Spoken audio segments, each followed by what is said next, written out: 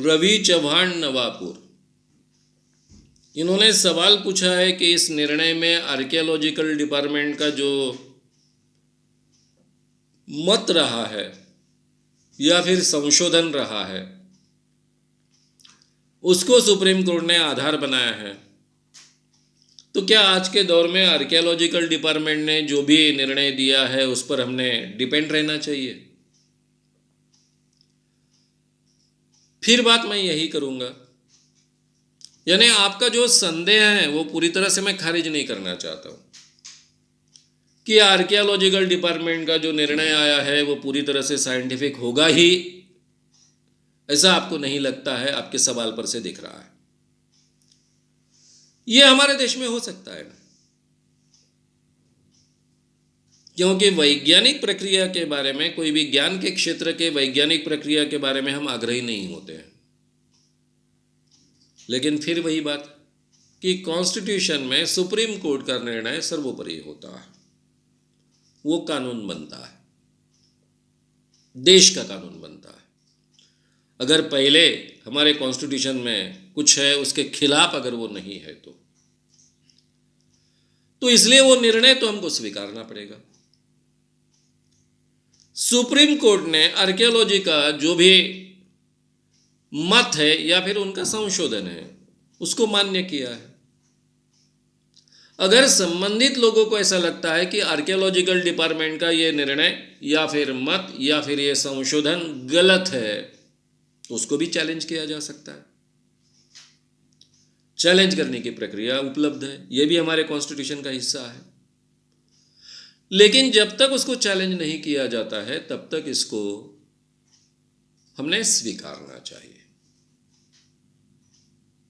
क्योंकि वैज्ञानिक सबूत स्वीकारने आज के जमाने में आवश्यक है। अब वो निर्विवाद होने चाहिए, इसके बारे में कोई अलग मत नहीं हो सकता है। उसमें गड़बड़ी हो सकती है कि नहीं, हो सकती है, लेकिन है ये किसी ने ध्यान में लाकर देना चाहिए।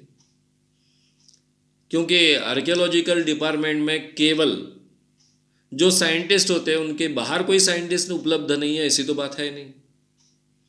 पूरे दुनिया के साइंटिस्ट उपलब्ध हैं, उनसे जांच करवा सकते हैं।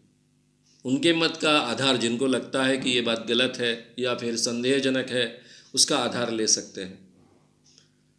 तो इसलिए फिर से वहीं पर हम आते हैं कि जब हम कॉन्स्टिट्यूशन को सर्वोपरि मानते हैं हमारे देश में, तो सुप्रीम कोर्ट के निर्णय को हमको सर्वोपरि मानना चाहिए। अगर फिर भी हमको लगता है कि न्याय नहीं मिला है तो उसके खिलाफ जाने का, रिवीजन पिटिशन डालने का हमको अधिकार है, उसका उपयोग करेंगे संबंधित लोग।